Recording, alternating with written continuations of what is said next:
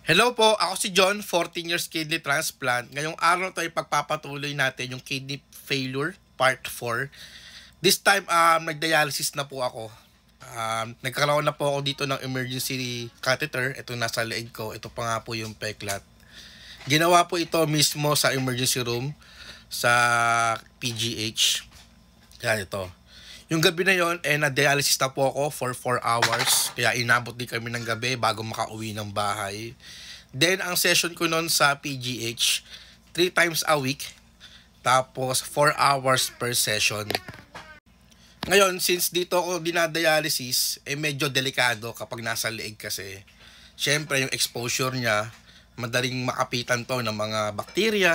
Yan. Kaya minsan nag-chill ako once na nagdadialysis ako. Tsaka ang hirap maligo kapag meron ka ditong IJ catheter. Tapos, nagkaroon ng infection dito. Siguro umabot lang ng mga 3 session or 4 na session. Then, nagkaroon din ako sa singit. Yan, sa singit. Tapos, tumagal lang siya ng 1 buwan. Then, nagpalagay na ako ng fistula nun dito. Nagpalagay na ako ng fistula. So, sa fistula nun, pinagawa ko siya sa NKTI naman. Doon under din ako ng social service ng NKTI. Doon ako nagpagawa ng fistula. Tapos yung fistula na yon hindi pa pwedeng gamitin for 1 month.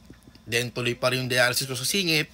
Tapos ito pa, na-infection ulit sa singit ko sa may kaliwa. Naglagay ulit sa kanan, sa may singit ulit ng IJ catheter.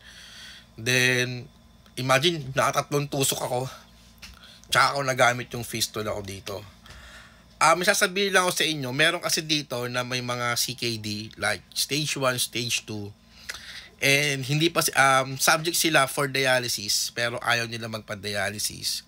Pero ang ginagawa ng doktor, sinasabihan sila na magpakabit na ng fistula. In case kasi na tumaas yung creatinine, magkaroon ng problema, at least meron silang access dito sa fistula.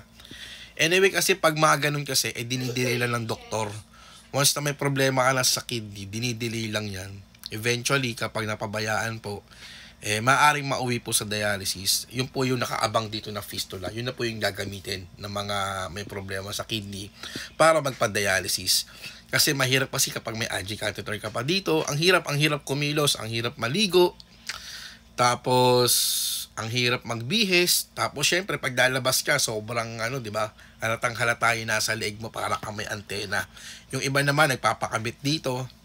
Yan, meron din dito sa dibdib. Nakalimutan ko lang kung anong tawag doon. Ayun, during my dialysis, imagine 6 months lang ako nag-dialysis noon. Pero sobrang hirap na hirap ako. Pagod na pagod, latang-lata. Lahat yata nararamdaman ko na. Imagine 6 months lang yun, bagsak yung katawan ko. Nangitim yung mga balat ko. Baka mataas kasi yung phosphorus ko that time. Then, putlang-putla pa ako noon. Tapos, itim na itim. Tapos, tuyot na tuyot. Ayun yung itsura ko noon. Nagda-dialysis ako from Manila. Then, going to Muntinlupa. Grabe yung pagod ko. Inaabot kami na maghapon. Na parang buong buhay ko, nasa ospital na ako.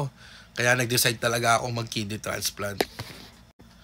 Siya nga pala, ang ini-inject pala sa akin doon after ko ng dialysis is Epovitin. Yung Recordmon, medyo mahal yun. Umaabot dati yun, mga 1,600 pesos yata or 1,200 kung hindi ako nagkakamali. Binibili ko pa yun sa Globo kasi doon mura. Hindi ako bumibili sa tao kasi syempre yung handling doon, di ba? Baka nahaarawan na, tapos naaalog-alog. Kaya iniingatan ko talaga yung Epovitin kasi medyo mahal yun. Ayun, tuloy-tuloy pa rin yung dialysis ko. Then talaga nag-decide kami ng mag-work up ng kidney transplant. Kaya kapag nagda-dialysis ako, nagwo-work up na rin kami. Sa next video, pag-uusapan natin yung work up ko sa NKTI habang nagda-dialysis ako. Ayun lang po, ingat po palagi and God bless sa atin lahat.